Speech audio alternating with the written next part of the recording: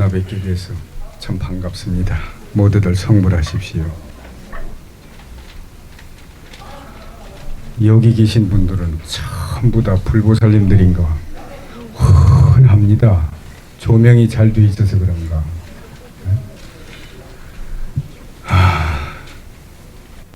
아까 얘기했던 대로 어제 아래 소련 우즈벡에 갔다가 사실 이 법문 때문에 나왔습니다. 그것도 인연이겠지요. 얘기하기 전에 한 가지 부탁드리고 싶은 것은 사무실에 가보니까 우리나라에 내노라 하는 큰 스님들은 다 여기를 거쳐가신 것 같습니다. 이러한 자리에 저 같은 작은 포교승이 무슨 얘기를 하겠습니까? 그러나 사람마다 나름대로 인생이란 각자 색깔이 틀리니까, 꽃마다 향기가 틀리니까 이 작은 포교승의 어떤 걸어온 길들을 다 아는 얘기 못하겠지만은 좀 재미있고 힘들고 어려웠던 부분들 이렇게 이야기를 할 테니까 무슨 큰 스님 법문을 듣는다는 그런 생각하시지 말고 저런 인간도 있구나, 저런 삶을 살아가는 중도 있구나 정도로 가볍게 생각하시면 됩니다. 그리고 절대 이 중의 얘기를 머릿속에 넣으려고 하시지 마시기 바랍니다. 지금 여러분들이 알고 있고 배우고 갖고 있는 상식과 갖고 있는 어떤 그러한 부처님의 가르침만 가져도 충분히 아름답게 살고 남을 수가 있습니다. 문제는 어떻게 그걸 행하느냐에 달려 있는데 이 중의 얘기까지 갖다 덧붙일 필요는 결코 없습니다. 앞으로 1시간이 될지 2시간이 될지 내기하는 동안 웃으면은 그냥 벽장대소에서 웃고 욕하고 싶으면 욕도 하고 또 슬픈 일이 있으면 함께 울고 그렇게 가슴과 가슴으로 서로 주고받는 그러한 시간이 됐으면 좋겠습니다. 그리고 나가실 때는 먼지 털어놓고 나가듯이, 방석 놓고 나가듯이 이 중의 얘기는 싹 잊어버리고 편안한 마음으로 돌아가셔야지 머릿속에 넣을라 적을라 그런 생각들 하시지 말기 바랍니다. 제가 여러 곳에 가서 법회를 하고 강연을 합니다. 그러나 단 한 번도 미리 뭘 머릿속에 짜는다든지 뭘 적어 가본 일이 사실이 없습니다. 올라오기 전에 잠깐 합장을 하고 부처님이시여, 이 못난 인간이 짓거리는 이야기가 무슨 이야기가 됐든 간에 듣는 사람 가슴에 박히어서 헛된 면에서 가슴을 여는 그런 인연이 되게 해주십시오 라고 기도를 하고 올라옵니다. 오늘도 역시 마찬가지입니다. 오늘 만난 이 인연들, 제가 하는 이야기가 좋든 나쁘든 크든 적든 듣는 분들이 가슴에 신심을 심어주고 어떤 그 마음을 여는 데 도움이 될 수 있었으면 참 좋겠습니다 하는 그런 마음을 가지고 올라왔으니까 여러분들 가슴을 열고 이 작은 중의 얘기를 들어주시기 바랍니다. 할 얘기가 어제 본 얘기도 얘기, 오늘 본 얘기도 얘기라니까 제가 요 근래 겪었던 그런 얘기들을 좀 해보도록 그렇게 하겠습니다. 근래 제가 계속 외국을 돌았습니다. 중국 구화사내를 20일 전인가 한 달 전인가 갔다 왔습니다. 왜 구화사내를 갔느냐? 거기에는 김교각 지장 등신불이 계시기에 그분을 친견하러 가게 됐습니다. 그 부분에 대해서 등신불에 대해서 조금 얘기를 먼저 할까 합니다. 여러분들 등신불 잘 알지요? 예, 여기는 아마 많이들 공부해서 잘 아시는 것 같습니다. 어디 가서 등신불 아십니까 하니까 전부 다 아무 대답도 안 씁니다. 근데 여기는 예 하는 거 보니까 뭐가 얘기가 먹혀 들어갈 것 같습니다. 제가 알기로는 등신불이라 하는 것은 여러분들 그렇게 생각하면 간단합니다. 왜 정신 나가서 멍하니 다른 생각 멍하니 있는 사람 있지요. 그런 사람 보고 우리가 욕할 때 야 이 등신아 그러지요. 응? 몸뚱이는 있는데 영혼이 빠져나간 상태, 그걸 등신이라고 합니다. 여기는 등상이 없네요. 절에 가면은 등상이 있습니다. 등상. 바로 부처님 그 모습을 등상이라 이렇게 얘기합니다. 등상. 그리고 정신이 빠져나간 인간을 등신이라 이렇게 얘기를 합니다. 등신불은 뭐냐? 인간의 몸뚱이를 그대로 갖고 있는 그 상태를 잘 개금해서 잘 모셔놓고 부처님 대우를 하는 바로 그분이 우리는 등신불이라고 이렇게 얘기를 합니다. 쉽게 표현해서. 그래서 세계에는 많은 등신불이 이번에 가보니까 등신불이 참 많습니다. 그러나 알려진 등신불로는 세계 3대 등신불이라고 그렇게 스님은 들었습니다. 첫째는 저 자항사, 대만 자항사의 자항선사 등신불. 두 번째는 저 태국 몽골 사원의 미라 등신불. 그리고 세 번째는 저 중국 안희성 구화산에 계신 김교각 지장 등신불 해서 3대 등신불이라고 그렇게 저는 우스님들한테 들어왔습니다. 그래서 그 등신불들을 친견하기 위해서 4년 전인가 5년 전에 제가 대만을 가게 됐습니다. 신도들 한 20, 30명하고 함께 갔는데 관광 코스로 개발이 안 돼가지고서 그 우리를 데리고 가는 안내원이 찾는데 아주 애를 먹었습니다. 찾아서 헤매서 갔더니 밤 12시가 다 됐는데 비가 억수같이 막 왔습니다. 내려서 자항사를 찾아서 들어가려고 하니까 문이 전부 다 그 철문이 돼 있는데 딱 잠겨 있어서 들어갈 길이 없었습니다. 아무리 두드려도 들어갈 길이 없었어요. 그래 비 맞고 거기까지 갔는데 찾아서 갔는데 돌아설 수밖에는 없었습니다. 막 돌아서서 나오는데 웬 차 한 대가 문 앞에 와서 섭니다. 서는데 어느 스님이 나오시는데 우리를 보더니 반색을 하시는 거예요. 알고 보니까 그 사찰 주집기다. 주지 스님인데 일정이 내일이나 모레 오게 돼 있었답니다. 근데 이상하게 귀가 가렵고 앞머리가 가렵고 뭐 뒤통수가 가렵고 해서 혹시 절에 무슨 일이 있나 전화를 해봐도 연락이 안 되더라는 얘기입니다. 그래서 이게 뭔가 이상하다 하고서 그 밤 비 오는 밤을 운전해서 왔더니 세상에 저 멀리 동쪽에서 한국에서 이러한 참배객이 와 있었기 때문에 자기가 그런 느낌을 받았노라. 그래서 이렇게 왔노라 하면서 다 철문을 열고 자는 스님네들을 다 깨우고 그 법당문을 활짝 열고 자항선사 등신불을 배견하도록 친견하도록 그렇게 배려를 해줍니다. 어떻게 생각하면 까마귀 날아가자 배 떨어지는 것이 되겠지만은 어찌됐든 우리들은 굉장히 환희스러웠고 부처님이 가피가 지장보살이었던 보이지 않는 음덕의 원력이 통했구나 라고 생각을 하고 우리는 더 환희스러운 마음으로 그 등신불에 삼배를 하고 참배를 했습니다. 바로 그 자항선사 등신불에 대해서 잠깐 얘기를 하고자 합니다. 그 자항선사라는 분은 바로 우리나라의 성철 큰 스님만큼 아주 수행이 돈독하고 덕화가 대만을 아주 덮었던 그런 훌륭한 스님이랍니다.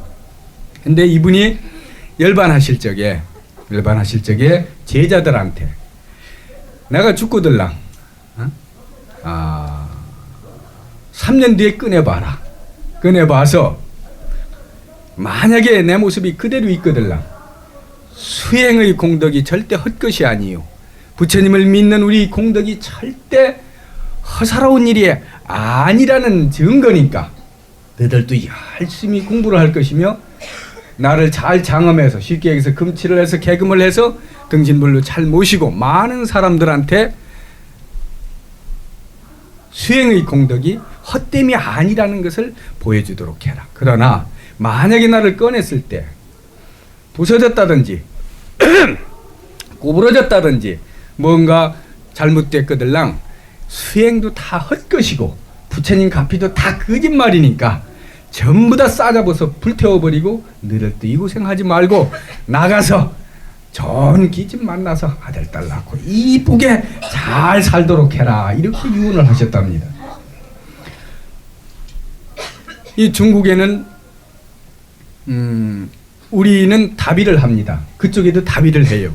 그런데 그 중에서 특히 수행이 돈독하시고 훌륭하신 스님네들은 3년 동안 독속에 넣어가지고서 3년 동안 모시고 제자들이 기도를 합니다. 옛날 우리 왜 조상이, 아버님이 뭐 어른이 돌아가시면은 가묘를 해서 3년 심효살이를 한다든지 하고 나중에 안장을 하지요. 그와 비슷하게 스님네들 중에서도 다른 분들은 다 다비를 해버리고 아주 덕화가 높으신 이런 분들은 단지에, 우리나라로 말하면 관이지요. 거기에 넣고서 봉함을 해서 모시고서 직계 제자 되는 사람이 계속 3년 동안 기도를 합니다. 3년 동안 기도한 뒤에 꺼내서 다시 안장을 하는데 99.99%가 전부 다 한 줌 먼지로 단지 속에 쌓인답니다. 그러나 이제 우리 인간들이 3, 4개월만 되면 이거 다 썩어서 다 없어집니다. 일주일만, 여름날 우리 중들은 송장을 많이 봅니다. 연불하러 가니까, 임종연불하러 가니까. 가서 보면은 2, 3일만 돼도 그 썩은 물이 나와서 이 코를 못 들 정도입니다. 한 3개월 되면 다 썩어서 사라져 버립니다. 그런데 3년 뒤에 꺼내봐서 그대로 있거들랑 수행공덕이 절대 헛된 것이 아니라 하는 증거일 것이며, 썩어서 문드러졌으면은 그것은 다 헛된 것이다라는 유언을 남기시고서 장선사가 들어가셨는데 3년 뒤에 끊으려고 생각을 하니까 제자들이 이제 걱정인 겁니다. 만약에 꺼내서 이게 뭐가 잘못됐다 하면은 절이니 뭐니 다 불태워야 하고 자기네들도 다 모든 것을 해체하고 내려가는 건 그것만이 아니라 불교계에 엄청난 파문이 일을 것 같으니까 꺼내지를 못했답니다. 그래 1년을 미뤘답니다. 1년을 미뤘는데도 또 제자들이 자신이 없는 거예요. 응? 그래서 또 1년을 미뤘답니다. 그러니까 주위의 그 사회에서 막 항의가 들어오는 게 어째서 꺼내질 않느냐. 그래가지고 할 수 없이 여론에 밀려서 5년 만에 뚜껑을 열게 되는데 많은 기자들, 신문, 뭐 잡지 그런 데서 뚜껑을 탁 열으니까 빛이 확 나면서 그 모습 그대로가 계시다라는 얘기입니다. 여러분들 그때의 상황을 한번 상상을 해보십시오. 썩어 문드러져서 한 산 송장이 아니라 정말로 빛을 발하는 거룩한 산 부처님이 독속에 나왔을 적에 그것을 참배하고 보는 사람들이 마음이 어떠했겠는가. 그래서 바로 그 장스님을 모셔서 잘 계금을 해서 등신불로 모셔놓고 큰 사찰을 지어서 지금도 불교 신자 참배객들이 끊이지를 않는답니다. 바로 그분이 장선사 등신불이고 그대로 있는 겁니다.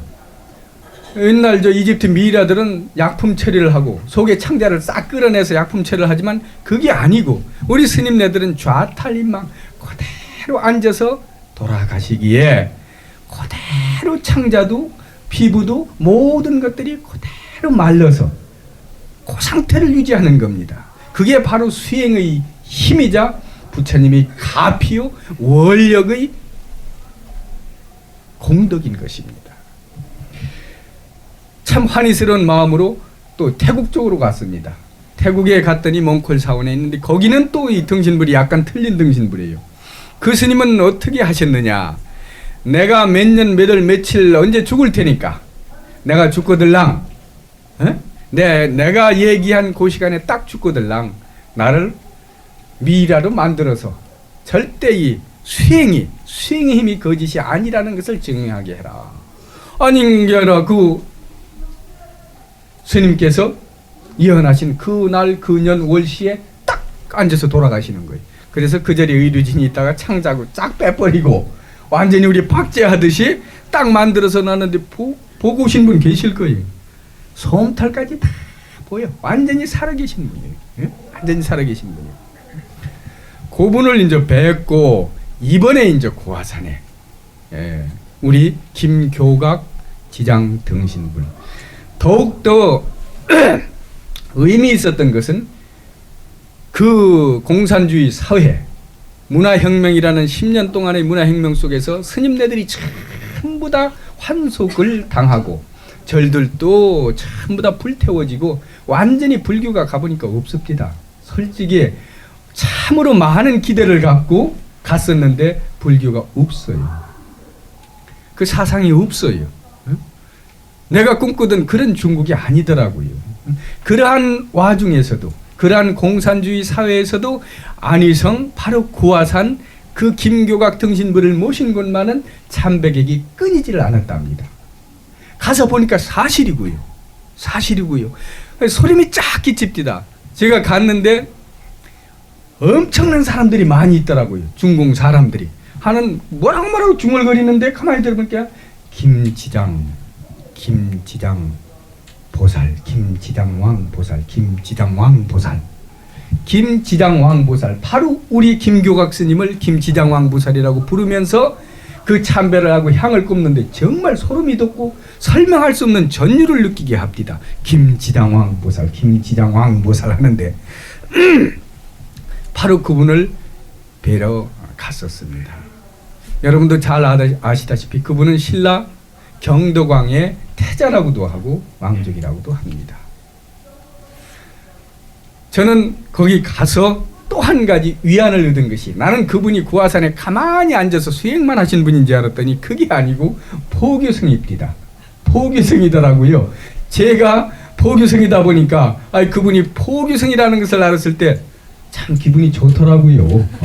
같은 수행이지만은 이분이 갈 적에 오차송이라는 열매나무와 또 황립도라는 벼씨와 그리고 차나무, 우리나라 차나무를 가지고 가서 그 구화산 일대에 심는 것을 가르쳐주고 그쪽에 있는 사람들에게 벼 심는 거, 차 기르는 거 이런 것을 가르쳐주면서 완전히 함께 이렇게 생활을 했기에 그분이 바로 그들한테 그렇게 존경을 받고 또 그분도 역시 돌아가시는데 3년 뒤에 꺼내보니까 그 모습이 그대로 있고 경전에 얘기한 대로 뼛속에서 방울소리가 나고 모습에서 환한 빛이 나고 경전에 예언한 그대로 지장보살님의 화연이라는 그대로 나타나셨기에 그대로 등신불이 되셨기에 그 나라에서는 그분을 지장보살의 화신이라 이렇게 믿고 지금도 그렇게 믿으면서 참배를 하고 있는 것이지. 근데 그분은 혹시 상할까봐 다칠까봐 그 지장 등신불 위에다 탑을 쌓고 그 위에다가 육신보전이라 해서 큰 전각을 지어서 뵐 수는 없지요. 그러나 그 속에 있다는 그러한 믿음을 가지고 우리는 친견하러 갔고요. 가서 정말 환희스러운 마음으로 친견을 하게 됐습니다. 됐는데 한 가지 참 제가 업이 많은 중이라고 스스로를 그렇게 표현합니다. 사실 업이 많습니다. 참으로 업이 많은 중입니다. 복이 없는 중이라고 생각을 했는데 이번에 생각을 좀 고쳤어요. 나는 복이 있는 중이구나. 그 생각을 고치게 된 이유가 한 가지 있습니다. 이번에 갈 적에 저희 공덕원 대구 공덕원과 부산 공덕원에서 대구에서 30명, 부산에서 30명 간부들하고 또 뭐 서울신문 기자하고 또 문학수첩의 그 김주관하고 또 지금 대구 쪽에 그 자문대사로 있는 이동진 씨라고 스님 시를 번역한 사람입니다. 그 사람하고 유홍종 씨라고 서울 나그네를 진 그 작가하고 이렇게 이제 함께들 가게 됐는데 여행사에서 그쪽 스님들한테 좀 부품하게 얘기를 했는가 봐요. 한국에서 뭐 유명한 중하고 뭐 유명한 사람들이 온다라고 이렇게 얘기를 했는데 그 절 육신보전의 주지 스님이 꿈을 꿨는데 아주 성스럽고 좋은 꿈을 꿨답니다. 우리나라 동쪽에서 아주 좋은 사람들이 오는 꿈을 꿨는데 바로 거기에서 무슨 일이 있었느냐. 4년 2개월 전에 돌아가신 스님이 한 분, 덕귀라는 스님이 자자명자지? 자명이라는 법호를 가진 스님이 열반을 하시면서 내가 죽거들랑 4년 뒤에 나를 꺼내봐라. 나도 김교각 스님과 같이 열심히 수행을 했으니까 나도 등신불이 돼서 이 땅에 이 불교가 흩어진 이 땅에 뭔가 조그만 씨앗이라도 되고 싶다. 그러니까 4년 뒤에 나를 꺼내봐서 내가 그대로 있거들랑 나도 역시 잘 장엄을 해서 수행이 헛되지 않음을 이 중국 사람들에게 보여도 하고서 들어갔답니다. 단지 속으로. 그래서 제자 덕귀라는 스님이 3년 동안을 4년 동안을 모시고 계속 기도를 하면서 모시고 꺼내려고 했는데 이분들 역시도 자신이 없었던 거예요. 만약에 꺼냈다가 정말로 부서졌다든지 없었다든지 하면은 그러자네도 불교가 쇠한 이 땅에 더 쇠하지 않을까 걱정을 해서 1년을 더 미뤘답니다. 우리 가기 전에 8일 전에 열게 됐답니다. 열어보니까 그대로 계신 거예요. 모습이 그대로 계신 거예요.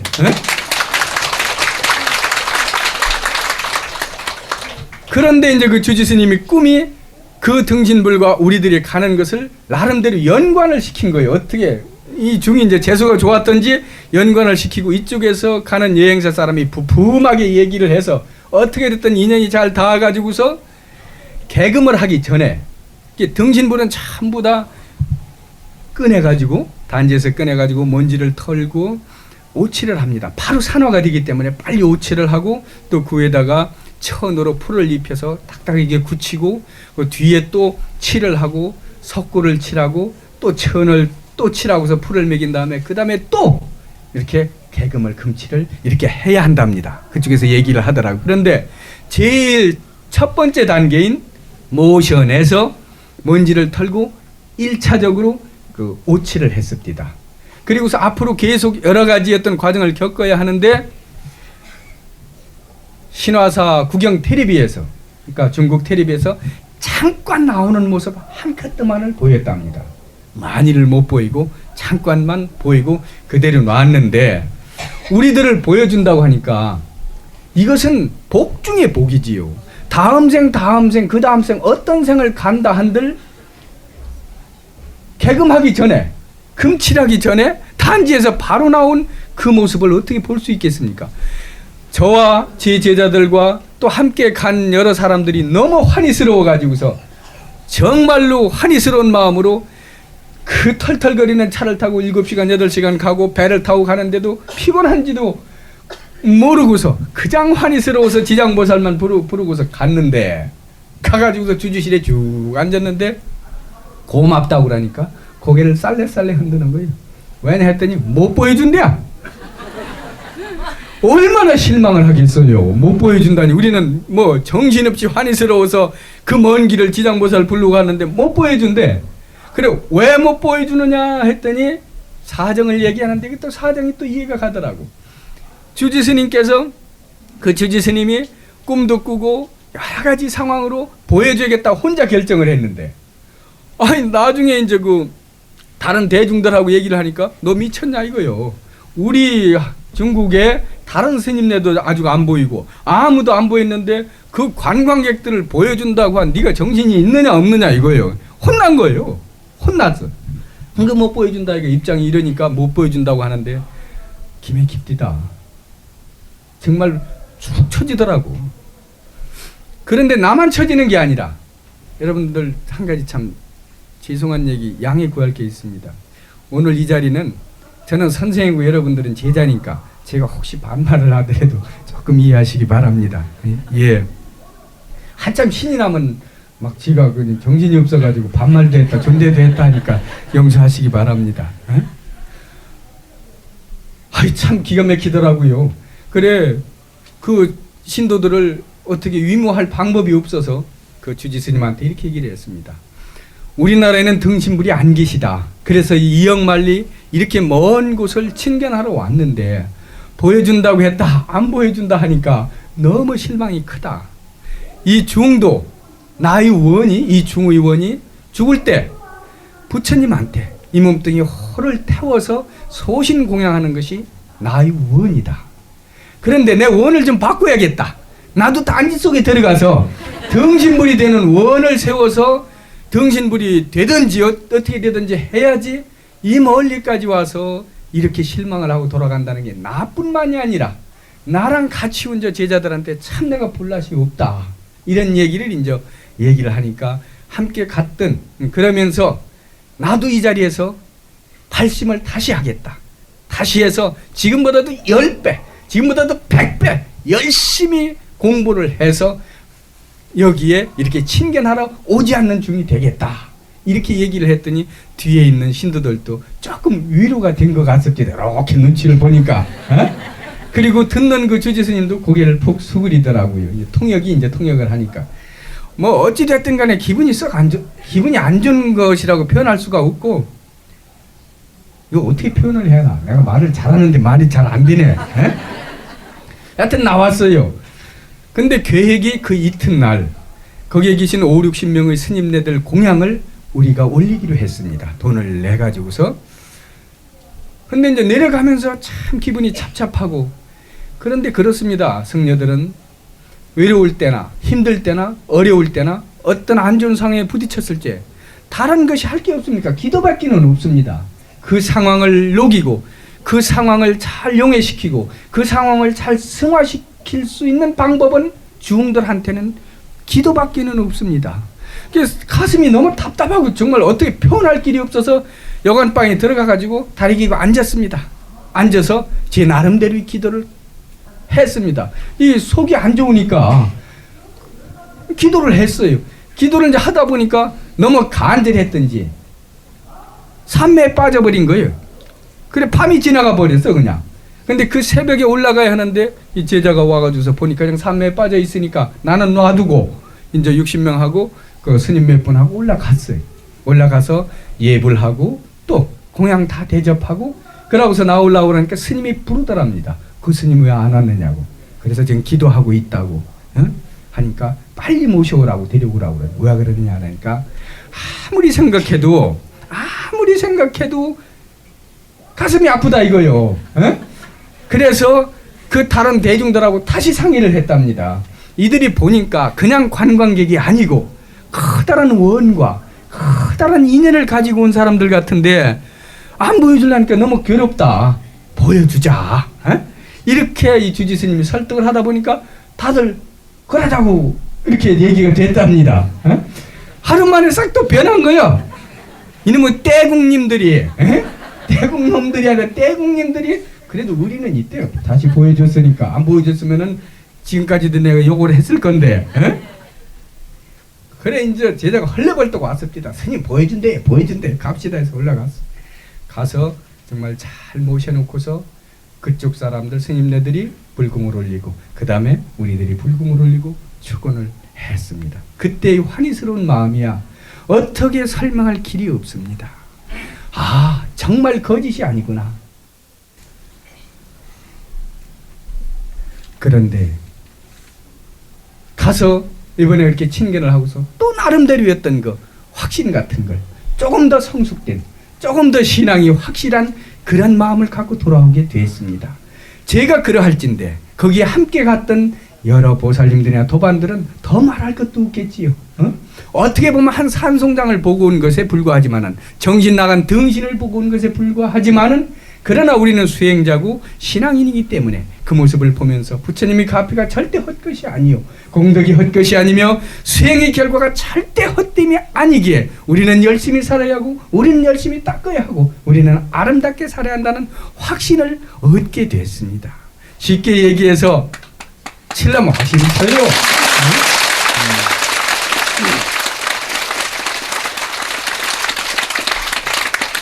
너무너무 감사하고 난 정말 복 있는 중이구나 라는 생각을 갖게 됐습니다. 여러분들 정말로 여러분들이 이 시간에 다른 많은 재밌는 일도 많이 있을 텐데 이렇게 와서 오족자는 중의 얘기를 듣고자 함도 뭔가 수행을 더 잘하고자 함이요 인간답게 살고자 함이요 불자답게 살고자 함일 줄로 그렇게 알고 있습니다. 결코 수행이 헛됨이 아니요 부처님의 가페가 헛됨이 아니니까 조금 처진 분이 있거들랑 이 시각이라도 다시 발심을 해서 다시 공부들을 해서 우리가 등신불은 못 되더라도 좀 더 성숙된 모습으로 인생을 살다 가야 하고 좀 더 아름다운 모습으로 인생을 회양해야 할 것이라고 저는 그렇게 생각합니다. 여러분들과 제가 만난 인연 공덕으로 여러분들 가슴에 혹은 조금 이렇게 처졌다든지 고개를 수그린 불심이 끄들랑 전부 다 오늘 활활 타오르는 그런 인연이 되기를 간절히 바랍니다.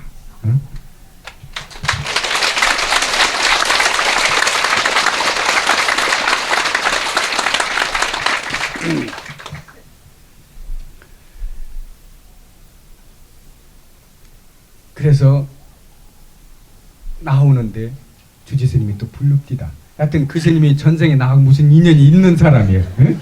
완전히 나한테 뿅 갔어, 애들 말로. 부르더라고. 그래서 제자 둘하고 저하고 들어갔습니다. 들어갔더니 이제 그 부처님을 등신부를 바깥에 내놨다가, 그것도 큰 법당에서 한 게 아닙니다. 다른 사람들이 못 보게 작은 식당 같은 데서 이렇게 모셔놓고서 하고서 바로 그 개금하는 방으로 모셔갑니다. 근데 들어오라고 그래. 들어가서 옷을 전부 다 벗기더라고요. 천으로 다 쌌었는데 벗기면서 봐라 이거요. 보니까 세상에, 아니 지금도 소름이 돋아. 여기에 사마구가 이렇게 있습니다. 이 사마구, 이게 물사마구이기 때문에 그거 죽어서 3, 4일 되기 전에 이거 내려앉습니다. 사마구가 그대로 있더라고요. 세상에. 손톱이 그대로 있고요. 핏줄이 그대로 이렇게 서서 있고요. 세상에, 세상에, 세상에, 세상입니다. 그건 참. 에? 만져보는데 글쎄 제가 환희스러워서 그런지 이건 딱딱한 것을 만지는 게 아니라 부처님의 거룩한 몸을 만지는 그런 기분이었습니다. 혹시 여러분들 동아일보 보셨습니까? 동아일보에 스님이 이렇게 만지는 모습 나왔지요.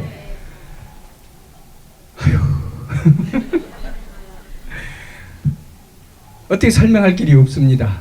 그때의 그 심정을 여러분들한테 제대로 전해주지 못하는 제 도력이, 법력이, 수행력이 참 안타깝습니다. 어찌됐든 간에 전부 다 만져보고 전부 다 하고서 환희스러운 마음으로 돌아오게 됐습니다.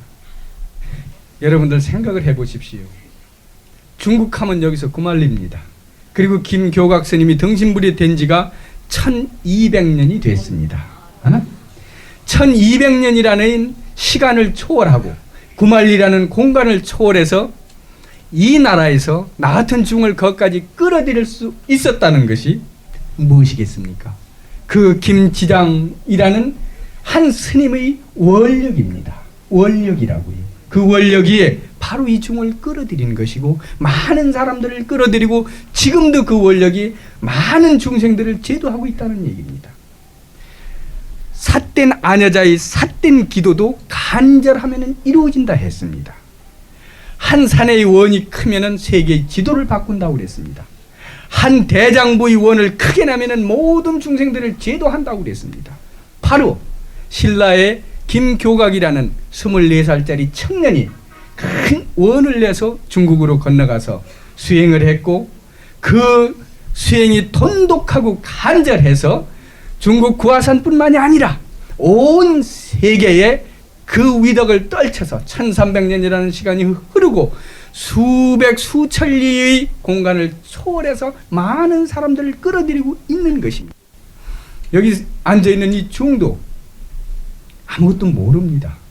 참선이 뭔지도 모르고 사실 수행이 뭔지도 모르고 사실 모르겠어요. 이게 겸손으로 하는 얘기가 아니라 갈수록 모르겠어요. 갈수록. 그러나 한 가지 분명한 것은 내가 모르고 답답하니까 부처님 다리를 꽉 잡는 길밖에는 다른 방법이 없어요. 이 나이에 내려가서 장가를 가겠습니까? 요새 누가 꼬시대. 인세 많이 받았으니까 이제는 나와서 이쁜 처자 얻어가지고 삽시다. 조영남이가 꼬시더라고. 근데 지금은 틀렸어. 틀렸고 이제 제가 나이가 50입니다. 이 나이에 남은 인생 정말로 스님답게 살다 가고 싶어. 부모 버렸고 형제 버렸고 나 속가에서도 이쁜 여자 있었습니다. 다 있었어요. 그거 다 버리고 중대로 들어왔는데 이제 내려가서 뭐 할 것이요? 남은 인생 앞으로 내가 몇 년을 살겠어. 많이 살에 10년 20년 살 텐데 남은 인생 진짜 멋있게 죽노로 열심히 하다가 죽고 싶어. 진심으로 하다가 죽고 싶어. 그러니까 부처님 다리 자꾸 늘어지는 방법밖에는 다른 방법을 모르겠어요. 여러분들한테 가르쳐 줄 수 있는 게 나한테는 아무것도 없어. 내가 모르니까. 화두가 뭔지 화두도 들어봤어. 이짓 저짓 별짓 다 해봤는데 이 근기가 약해서 그런지 안 돼. 안 돼. 안 돼.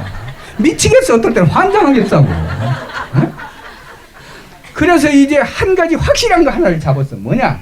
무조건 부처님 자꾸 늘어지자 이거요. 지장보살님 자꾸 나의 원불은 지장보살님이니까 빤스까지도 벗어준다는 지장보살이 대원력을 나는 배우고 싶으니까 주는 인간이 되고 싶어. 주시 하는 인간은 나도 이제 싫어. 나 주고 싶어. 그러니까 대원문전 지장보살님이 대원력에 동성해서 그 양반이 다리를 붙잡고 늘어지는 방법밖에 없어. 다리 붙잡고 늘어지는 건 기도하는 방법이요. 다른 방법이 없어. 슬픔이 오거나 기쁨이 오거나 아픔이 오거나 고통이 오거나 그것을 새기고 녹이고 푸는 방법은 부처님 다리 잡는 방법밖에 없다는 그 사실 하나만은 어디 가서도 내가 확실히 얘기할 수 있어.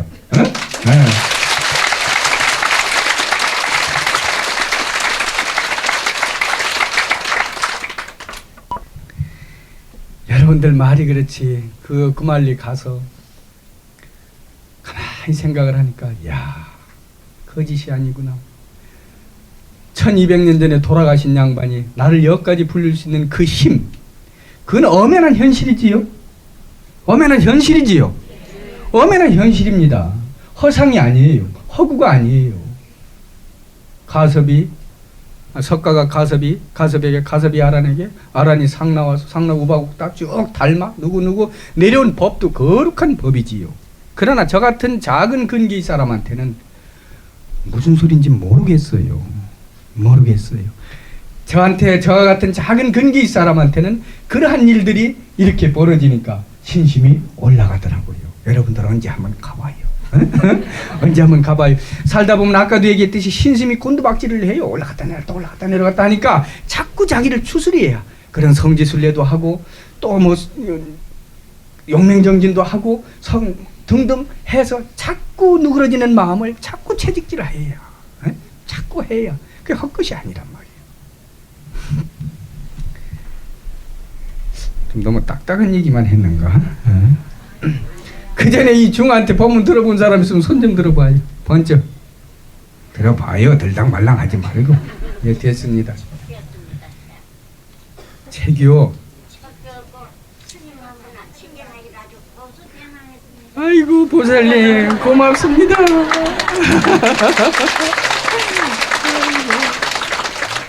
그 글자도 작던데 보이세요? 세상에. 아유 젊었을 때는 참 이뻤겠네.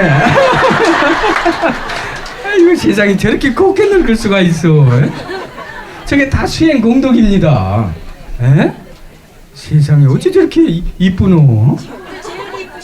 그렇지요. 세상에 84살. 아유 저 박수 한번 공양 좀 올려주시다. 예.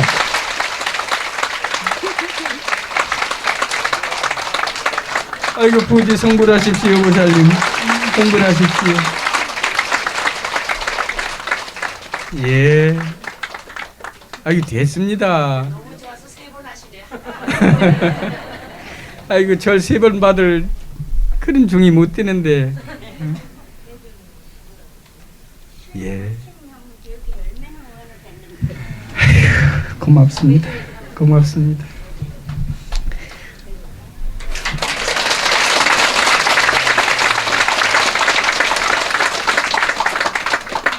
나도 80까지 살 수 있을까?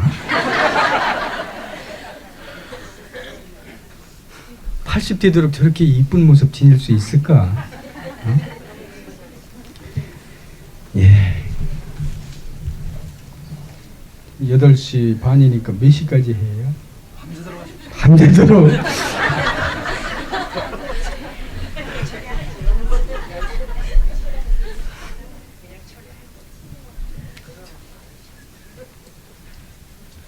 무슨 얘기 하나 할게요. 이 여북의 저승갈 때인가 저북의 저승갈 때 그 책을 내기 전에도 사실 바쁘게 살았습니다. 두 끼 먹기 힘들 정도로 바쁜 포교 생활을 했어요. 어떤 사람들은 그럽디다. 야, 서경산이 여북에 저승 갈 때나고 참 뭐 떴네, 뭐 떴다고 그러던가 뭐 어쩌고 그러던가 하는데 사실 그 전에 더 바빴습니다. 세상 사람들한테 알려지지를 안 해서 그렇지 제 나름대로는 열심히 포교하고 살았습니다. 그런데 여북인가 저북인가 그거 쓰고 나선 더 바빠진 건 사실이지요. 맞고 어디 가도 다 알아보더라고요. 그 책을 봐도 소련에 가도 붉은 광장에서 서경산 스님 그러고, 호주를 가도 길거리에서 서경산 스님 그러고, 뉴질랜드를 가도 서경산 스님 그러고, 중국을 가도 서경산 스님 그러고. 괜찮대요. 그런데 인생은 손이라는 것은 손바닥만이 손이 아니라 손등도 손이듯이 좋은 부분만 있는 게 절대 아니더라고요. 이름이 나오고 등등 어쩌고 저쩌고 하니까 마장이 끼는데 도저히 상상도 못했던 마장들이 낍니다. 그리고 이제 좋은 점은 그전에는 신문사 쫓아가가지고 방송국 쫓아가서 내 이름 내 절 좀 하나 좀 이만큼만 내달라고 사정을 해도 번체만치 하더니 요새는 줄나랍이 있었어. 줄나랍이 있어서 요새는 내가 인기 관리한다고. 내가 가고 싶은데 집어가지고 간다고 이제. 뭐 SBS 무슨 뭐 어디 KBS MBC 뭐 줄나랍이 있었어. 근데 안 가. 적당히 나갈 때만 이제 가고 그렇게 시간도 뭐 많지 않고 어찌됐든 간에 좋은 부분도 참 많습니다. 아, 인터뷰 뭐 안 간 곳도 없이 방송국이라는 방송은 다 가보고 다 했습니다. 이제 그 중에서 몇몇 기억에 남는 재미있는 얘기를 몇 가지 해보도록 하겠습니다. 인터뷰를 하러 왔어. 어느 이 처녀아이가. 이 얘기는 어디 가도 제가 꼭꼭 하는 얘기입니다. 중요한 얘기이기 때문에. 턱 들어오는데 이제 이렇게 밑에 앉고 저기서 이렇게 걸어 들어오는데 다른 게 안 보이고 하얀 두 다리만 보여.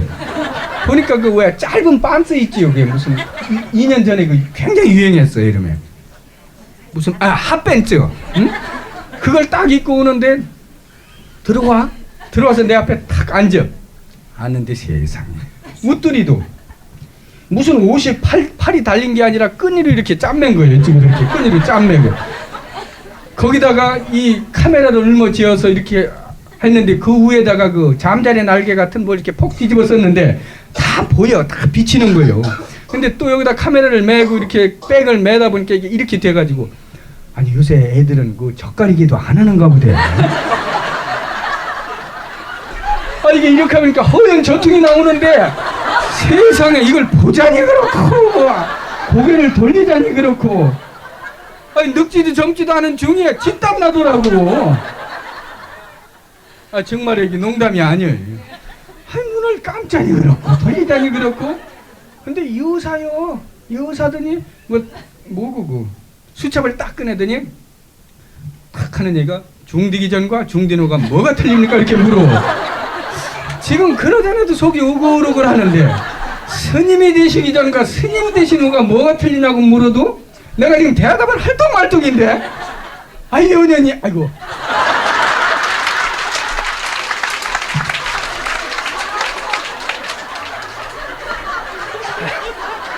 여기 업이 나와 여기 이렇게 여보살이 중되기 전과 중되노가 뭐가 틀리냐고 물으니까 얼마나 속이 상해. 그래서 그래 왜 중되기 전에는 머리가 있었고 중되는 머리가 없다 왜? 근데 속상하니까 뭐 나도 뭐 그렇게 해버렸지 뭐. 눈이 땡그러네. 그래가지고 그때는 철푸대기 앉았더니 무릎을 꿇으면서 그걸 잡아당기더라고. 잡아당기면 거기서 거기지. 세상에. 여러분들 딸내미들 있거들랑 컴퓨터도 좋고 피아노도 좋고 뭐든지 좋지만은 제발 어른 만날 때 긴 거 입고 가는 거 가르쳐줘. 근데 물어봤어. 얘야 방석을 깔고 앉았던 방석을 주었어 덮으라고. 응? 스님을 만나러 오는데 이게 뭐냐 그랬더니 아이고 스님 데스크에서 용산 스님 만나러 가려면 이쁘게 하고 가라고 했다고. 이제 딱 2번 입사한 지 6개월 됐대. 그리고 딱 2번째 지금 이걸 하러 오는데 이쁘게 하랬다고 글쎄 그 짧은 반스를 입고 왔어. 얘가 뭘 모르는 애요. 무조건 짧은 반스 입으면 이쁜지 아는가 봐 이게. 아이고 참 그래 또 내가 아기를 낳았으면 일찍 장가를 갔으면 그런 딸이 있을 것도 같고. 얘야 잘 물어봐라. 그랬더니 요새 애들 참 그런 면에서는 발랄하고 좋대. 나 같으면 기가 팍 죽어서 못할 텐데 고개를 착 들더니 스님? 탁 하더니 스님 되시기던가 스님 되시기 후가 뭐가 틀립니까? 하고 탁 묻더라고. 신나네.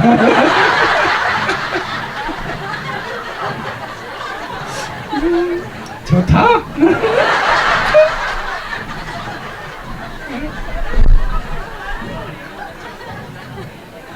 아이 너무 기분 좋네. 이럴 땐 춤을 한번 덩실덩실 춰야 하는데 그런 입장은 못 되고 계속 얘기해야겠습니다. 스님 되시기 전과 스님 되신 후가 뭐가 틀립니까? 있는 그대로 얘기를 했습니다. 중이 되기 전에는, 스님이 되기 전에는 외로움의 노예였고, 그리움의 노예였고, 아픔의 노예였고, 슬픔의 노예였다.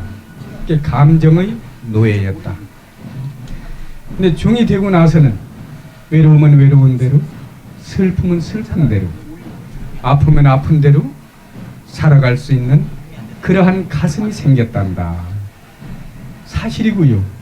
그렇게 얘기를 했더니 이게 20살짜리가 뭘 알아듣겠어. 알아들었는지 못했는지 뭐 껐덕껐덕 하더라고. 그런데 표정이 알아들은 표정이 아니야. 응? 그래서 이왕 얘기한 일 이제 잘 얘기하려고.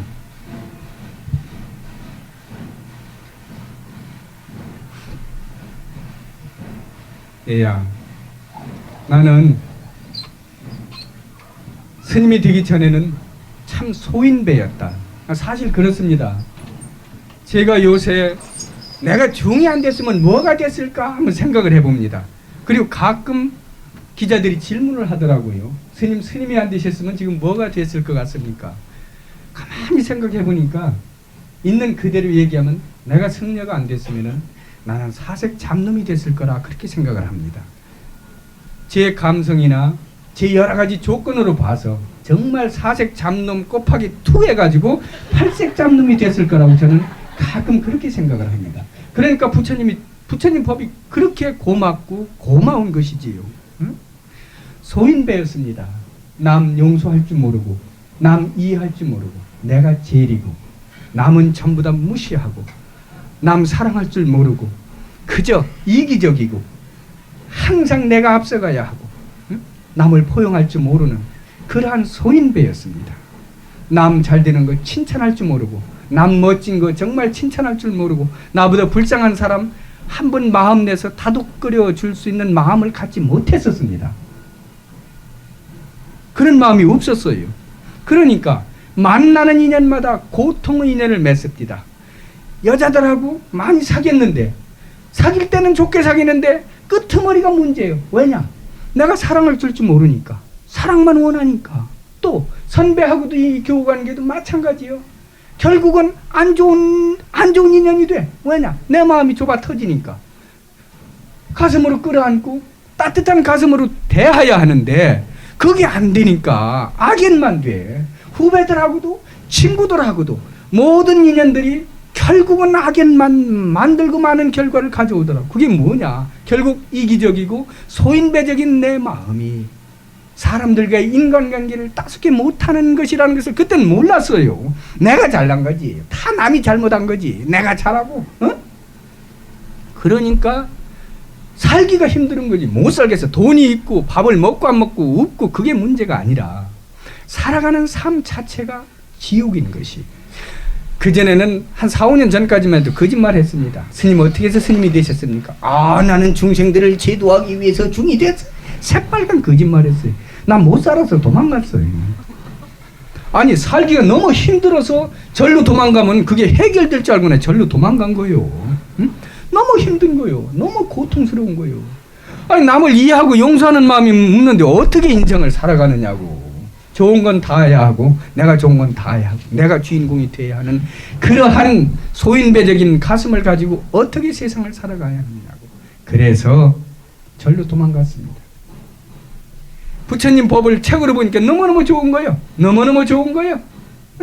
그리고 절에 들어가면은 구름 감도는 곳에서 솔바람 풍경소리 들어가면서 장기 바둑이나 두고 연불이나 하면서 아주 그렇게 사는 곳인지 그렇게 알고 들어갔더니 시상해.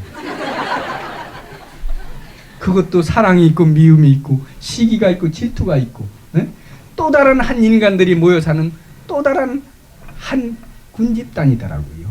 우리하고 틀리는 게 있다면은 부처님 인연이 가까이 닿아서 머리 깎고 참 절집에서 밥 먹는 거 걱정 없이 수행할 수 있다는 그런 조건만이 틀리지 오장육부가 다 그대로 있고 모든 것이 다 그대로 간직되어 있는 그러한 집단이더라고요. 그리고 어떤 면에서 수행하는데 정신을 쏟다 보니까 오히려 세상에 부딪히며 사는 가슴 넓은 대장부만도 못한 사람들이 모여있는 것 같기도 하더라고요. 그때 이제 작은 눈으로 보니까 그렇지. 그리고 또 한 가지는 거기 가면은 내가 지은 제업이 싹 안 따라올 줄 알았어. 싹 안 따라올 줄 알았어. 거기까지는 따라오리라고는 생각을 못했어. 저는 부처님도 무섭지 않고 하느님도 무섭지 않고 신장님도 무섭지가 않아요. 왜냐? 그분들은 전부 다 성인들이니까 나를 용서하실 거예요. 그러나 내가 꼭 두려운 게 한 가지 있어요. 내가 지은 내업. 이것은 언젠가 어느 곳엔가 하늘로 올라가든 땅으로 들어가든 반드시 내업은 시절 인연이 도래하면은 대가를 요구하게 돼 있는 게 그것도 엄연한 사실이야. 다른 건 몰라도 그것도 엄연한 확실한 사실이야. 근데 그걸 모르고서 산속으로 들어가면은 그게 안 쫓아올 줄 알았더니 세상에 공기가 맑아서 그런지 더 잘 쫓아오더라고. 다 쫓아오더라고. 그러니 갈 곳이 있어야지. 갈 곳이 있어야지. 절까지 갔는데 절까지 도망갔는데 갈 곳이 있어요. 그래 여러분들 제 책을 본 분은 아실 겁니다. 제가 자살 기도를 몇 번 했습니다.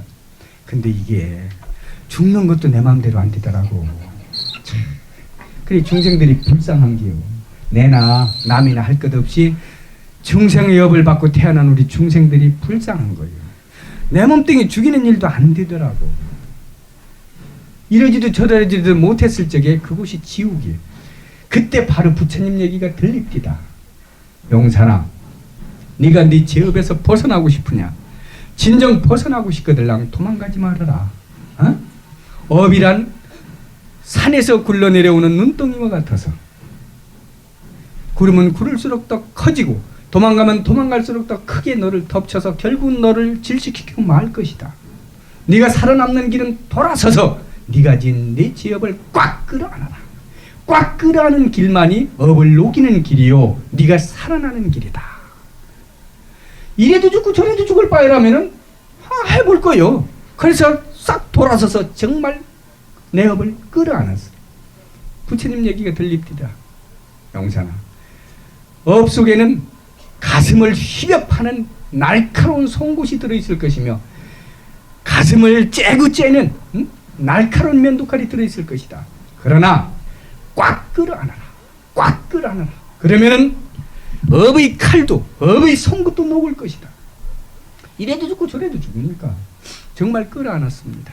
정말 끌어안았습니다. 정말 아픕니다. 내가 지은 제업을 내가 다 소화하고 감당하려니까 너무나 고통스럽디다. 그러나 그것을 꽉 끌어안으니까 진짜 녹습디다. 녹더라고요. 정말로 녹더라고요.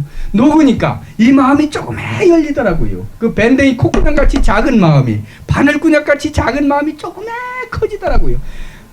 딱 다쳐서 사랑을 줄 줄도 베풀 줄도 모르던 내 마음의 창문이 조금에 열리니까 빛이 들어옵니다. 빛이 들어오니까 환해. 에? 그러니까 사람이 틀려지더라고. 사랑을 알게 되더라고. 제가 8권의 시집을 쓰고 2권의 수필집을 썼습니다. 그러나 제가 한 번도 글 공부를 해본 일이 없습니다. 그쪽으로.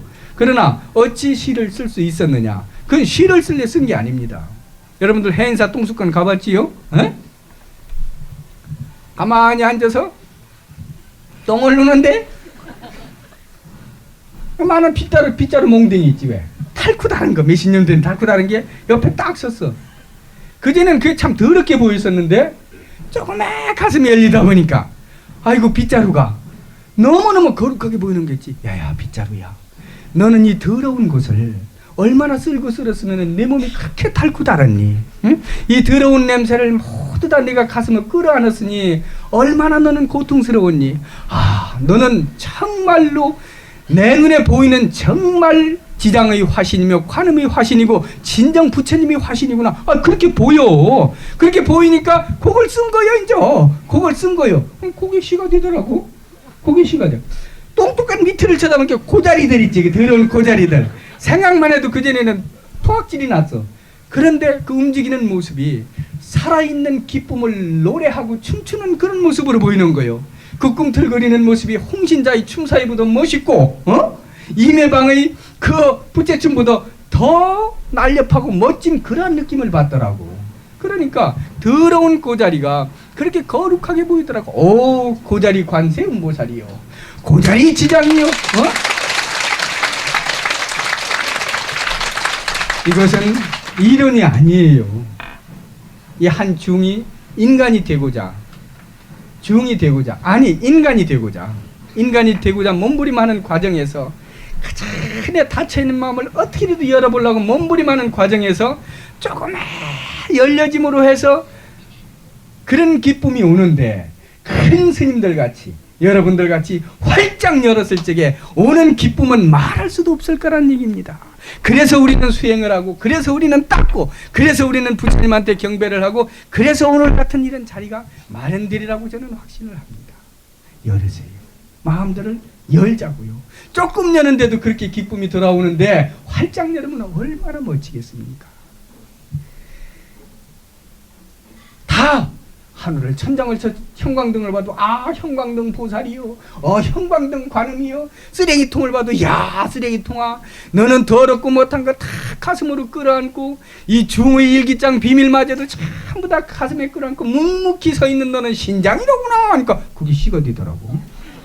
아니, 제 시 본 분들은 알 겁니다. 쓰레기통 벼루 뭐 보는 대로 그냥 썼더니, 그러면 시를 내려고 지가 쓴 게 아니라 하도 이제 환희스러우니까 그걸 이제 썼는데 요게 나중에 시가 되고 시집 8권이 돼버렸어요. 네? 그 얘기를 그 여시간이한테 1시간에 걸쳐서 얘기를 해줬네. 네? 듣든 말든 해줬더니 나중에는 뭐 껐덕껐덕 하는데 몰라 알아들었는지 못 알아들었는지.